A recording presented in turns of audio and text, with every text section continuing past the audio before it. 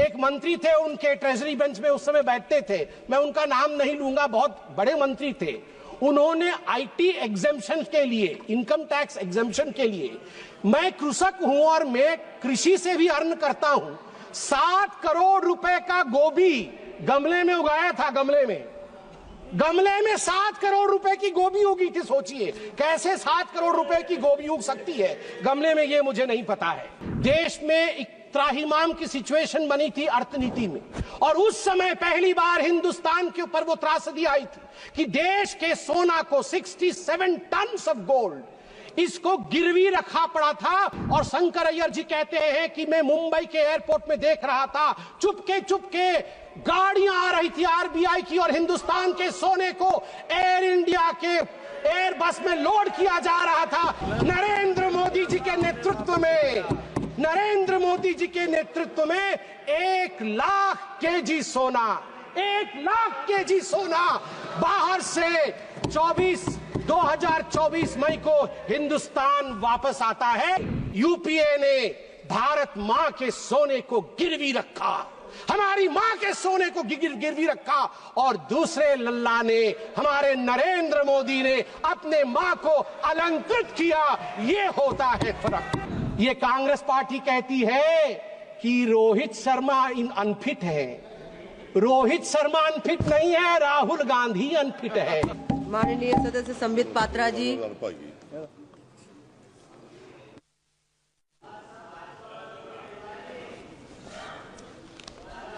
धन्यवाद सभापति महोदया, आपने मुझे सप्लीमेंट्री डिमांड फॉर ग्रांट्स का समर्थन के लिए बोलने का मौका दिया।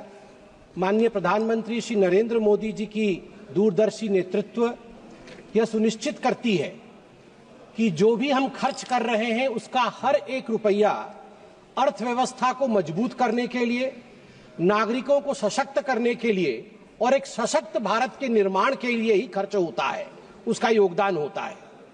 आज जो अतिरिक्त धनराशि मांगी गई है वह सिर्फ कागजों पर कुछ आंकड़ों का लेखा जोखा नहीं है, वो भविष्य के भारत के निर्माण का मानचित्र है। पीएम गति शक्ति हो, पीएम किसान योजना हो, राष्ट्र की सुरक्षा को सशक्त बनाना हो, यह सभी व्यय भारत के प्रगति के लिए अत्यंत आवश्यक है। कुछ विपक्षी दलों ने अभी विषय उठाया, फिस्कल डिसिप्लिन को लेकर अभी मैं माननीय प्रेमचंद्रन जी को सुन रहा था, वित्तीय अनुशासन को लेकर प्रश्न उठाया। मैं याद दिलाना चाहूंगा, I would like to remind them that there was a period during the rule of the UPA when recklessly they had burdened the economy with unplanned spending, अनियोजित खर्चे and policy paralysis. In contrast, in our government, our term, under Modi ji, every rupee that flies out of the coffer of the exchequer is under the guidance, under the radar of ATC. ATC meaning not air traffic control, ATC meaning A for accountability, T for transparency and C for clear vision of development. During the UPA regime, सभापति महोदया, 2004 से 2014 के दौरान आपको जान के आश्चर्य होगा, 94,060 करोड़ रुपए की बजट राशि, जो कि लगभग 14 विभाग, सामाजिक विभाग और ग्रामीण विकास मंत्रालयों से संबंधित थी, वह खर्च नहीं हो पाई थी 10 वर्षों में। यह बजट का लगभग 6.4% हिस्सा उस समय खर्च नहीं कर पाई थी यूपीए की सरकार। मैं कृषि क्षेत्र का उदाहरण एक देता हूं।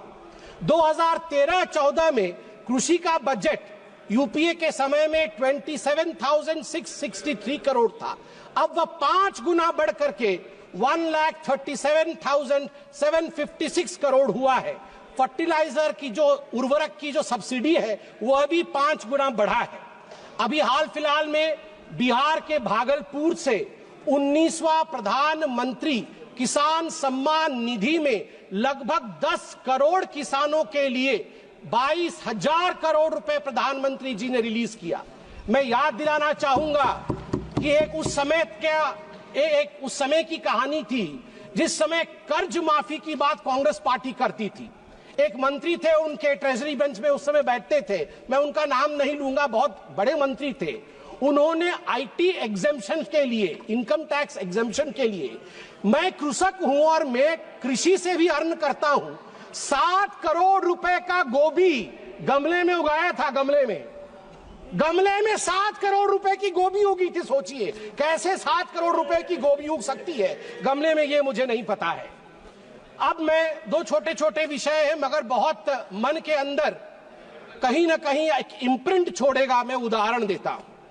गौरव गोगोई जी बैठे हुए हैं। गौरव गोगोई जी ने आज गोल्ड मोनेटाइजेशन के ऊपर बात की। मैं 2 हेडलाइंस लेके आया हूं।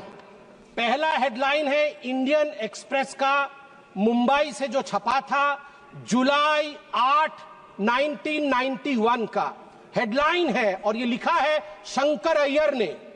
हर कोई इसे सुने और पढ़े भी। Secret sale of gold by the Reserve Bank of India, 21,000 kg of metal airlifted to coded destination। एक समय था 1991 में राजीव गांधी ने और कांग्रेस पार्टी ने चंद्रशेखर जी की सरकार से हाथ खींच लिया था। उस समय लिक्विडिटी की अभाव थी। देश में एक त्राहिमाम की सिचुएशन बनी थी अर्थनीति में, और उस समय पहली बार हिंदुस्तान के ऊपर वो त्रासदी आई थी कि देश के सोना को 67 टन ऑफ गोल्ड इसको गिरवी रखा पड़ा था। और शंकर अय्यर जी कहते हैं कि मैं मुंबई के एयरपोर्ट में देख रहा था, चुपके गाड़ियां आ रही थी आरबीआई की और हिंदुस्तान के सोने को एयर इंडिया के एयर बस में लोड किया जा रहा था, हिंदुस्तान के बाहर भेजा जा रहा था।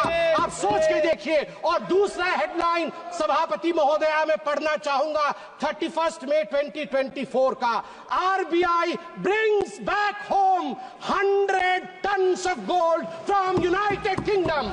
नरेंद्र मोदी जी के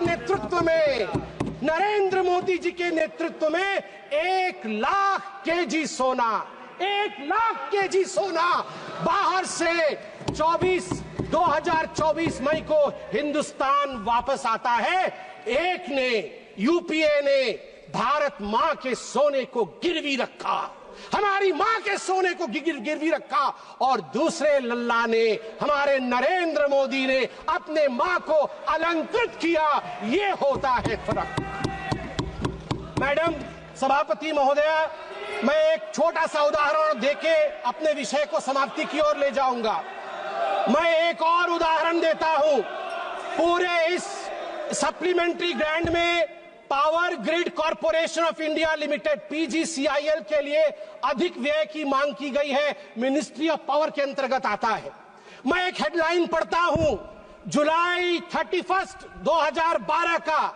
3 ग्रिड, मुझे याद है अभी निर्मला सीतारमन जी आएंगी। निर्मला सीतारमन जी उस समय प्रवक्ता थी पार्टी की, बैठी हुई थी एक चैनल के डिबेट में। अचानक अंधकार हो गया, डिबेट बीच में बंद हो गया, और 22 राज्य में अंधकार हो गए थे, क्योंकि 30 और 31 जुलाई 2012 को नॉर्दर्न ग्रिड, ईस्टर्न ग्रिड और नॉर्थ ईस्ट ग्रिड, तीनों ग्रिड फेल हो गए। 700 million people were plunged into darkness. 9% of the world population were plunged into darkness. TMC के लोग बैठे नहीं हैं। 200 मजदूर एक माइन के अंदर बंद हो गए। न जाने कितने लोगों ने जो वेंटिलेटर पे थे उनकी जान उनको गंवानी पड़ी थी। और आज दूसरा हेडलाइन में पढ़ता हूं टाइम्स ऑफ इंडिया का, जून 3, 2024, India's come a long way since 2012. Outage, world's largest, even 250 gigawatt isn't a problem for India now. मई 30, 2024 को अचानक भारत की जो पावर की रिक्वायरमेंट थी वो सारी रिकॉर्ड तोड़ देती है। 250 गीगावाट हो जाता है भारत की पावर की आवश्यकता, मगर हमारा ग्रिड टूटता नहीं है, फेल नहीं होता है। World's largest unified power grid, ये हमारे नरेंद्र मोदी जी ने देश को बना करके दिया है, इसलिए मैं इसका समर्थन करता हूं। अंत में, आज मणिपुर के विषय में बहुत कुछ बोला गया है। मैं बहुत दुख के साथ कहना पड़ता है मुझे कि यहां कहीं ना कहीं जहां एक एकता दिखना चाहिए, उस एकता की कमी है। मैं कुछ आंकड़े रखना चाहूंगा और ऑपोजिशन के हमारे सदस्य, उनका अधिकार है कि वो इन आंकड़ों को मांगे और जाने भी, क्योंकि ये देश हम सबका है। इंटरनली डिस्प्लेस्ड पीपल, IDP जिसको कहा जाता है, उनके लिए यहां प्रश्न उठना भी चाहिए। उनके लिए क्या किया गया? In response, the government has implemented a series of measures aimed at providing immediate relief, long-term rehabilitation, and economic stability for the internally displaced persons, IDPs. These initiatives are housing assistance first, prefabricated housing for 3,000 families to provide immediate shelter, 2,660 houses completed, 2,520 houses occupied, 340 houses will be completed by the end of the month. Financial aid of 1,000 rupees has been provided on 5 separate occasions, amounting to a total of 30 crore. An additional 27 crore has been released to support the housing reconstruction efforts in Manipur for those who are internally displaced. Relief camp operations have been sustained with an allocation of rupees 280 crore, ensuring essential services such as food and health care for affected families. A compensatory package of rupees 32 crore has been provided to farmers for those who suffered agricultural losses due to the conflict. माननीय सभापति महोदय, educational support के बारे में भी माननीय सदस्यों ने बात की। A total of 11,763 displaced students have been enrolled in various educational institutions. The government, schools and colleges have provided free admission. College Students Rehabilitation Scheme उसको इंट्रोड्यूस किया गया 2023 में, जिसने 1000 डिस्प्लेस्ड बच्चों की मदद की ताकि वो वहां फ्रीली जाके एडमिशन ले सके, और उनको 10,000 रुपए की राशि भी ऊपर से दिया गया। एम्प्लॉयमेंट और स्किल डेवलपमेंट डिस्प्लेस्ड लोगों के लिए 426 IDP led startups have received government support. ये स्टार्टअप के माध्यम से कई लोगों को नौकरी दी गई, जो अभी 500 इंडिविजुअल उसमें एनरोल हुए हैं हाल फिलहाल में। Cabin crew training in Delhi, जिसमें मैं धन्यवाद दूंगा air India, Indigo airlines, ministry of tourism को धन्यवाद दूंगा। उनके माध्यम से 500 बच्चे मणिपुर के जो डिस्प्लेस हुए थे उनको यहां प्लेस किया गया है। Free medical treatment has been provided to the IDPs at Jenims. और ठीक उसी प्रकार हमारी जो गर्भवती माताएं हैं इन रिलीफ कैंपों में, उनके लिए भी हर संवेदना के साथ पूरी तरह की प्रोविजन की गई है। अंत में महोदय, मैं बस अपने भाषण के अंत में यही कहना चाहूंगा कि हमारे राहुल जी ने थोड़े दिन पहले, कल ही उन्होंने कहा कि वोटर लिस्ट में गड़बड़ी है। अभी अरविंद सावंत जी भी बोल रहे थे कि वोटर लिस्ट में गड़बड़ी है। वोटर लिस्ट में गड़बड़ी नहीं है, आपके डेवलपमेंट लिस्ट में गड़बड़ी थी। आपके डेवलपमेंट लिस्ट में गड़बड़ी थी, वोटर लिस्ट में गड़बड़ी नहीं है। अभी हमने बताया आपको, अगर वैसा डेवलपमेंट आपने किया होता तो आज आप वहां नहीं बैठे होते। दूसरी बात, ये कांग्रेस पार्टी कहती है कि रोहित शर्मा अनफिट है।